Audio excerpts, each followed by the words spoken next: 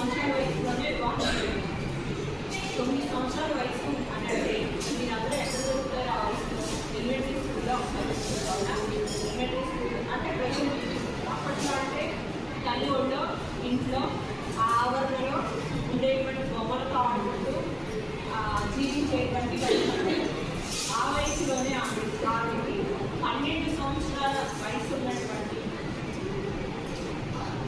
జ్యోతిరావు పులేకి వివాహం చేశారు.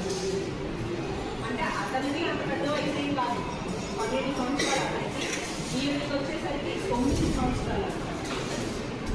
సో వాళ్ళ ఇంట్లో పని పాట చేసుకుంటూ ఏం కావాలో అవన్నీ చూసుకుంటూ అసలు పెళ్ళంటే ఏంటో కూడా తెలియదు. అసలు పెళ్లి చేసుకుంటే ఎలా ఉండాలి ఎలా ఉండకూడదు తెలియనటువంటి చిన్న వయసు అన్నమాట. చక్కగా బాల్యాన్ని ఎంజాయ్ చేయవలసినటువంటి పెళ్లి చేసుకొని ఒక ఇంటి అమ్మాయికి వెళ్ళిపోయి ఆ ఇంట్లో ఉన్నటువంటి వాళ్ళందరికీ కూడా అవసరాలు తెలియదు.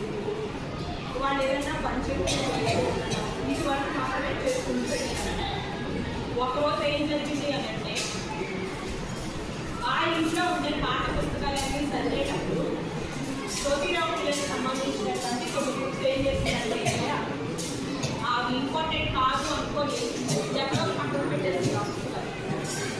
ఈయన బయట ఇంటికి వచ్చేసరికి ఆ బుక్స్ కనిపించకపోయేసరికి చదువులని వద్దు అని చెప్పేసి ఇచ్చేటప్పుడు ఇచ్చి నువ్వు చదువుకోకపోవటం వల్లనే ఆ పుస్తకానికి ఒక ఇంపార్టెన్స్ నీకు తెలియలేదు. నువ్వు ఇలా ఇంట్లోనే ఉండిపోతే నీకు ఎప్పటికీ కూడా లోక జ్ఞానం అనేది రాదు అన్న ఉద్దేశంతో ముందుగా వాళ్ళ ఇంట్లోనే ఫైట్ చేశాడు.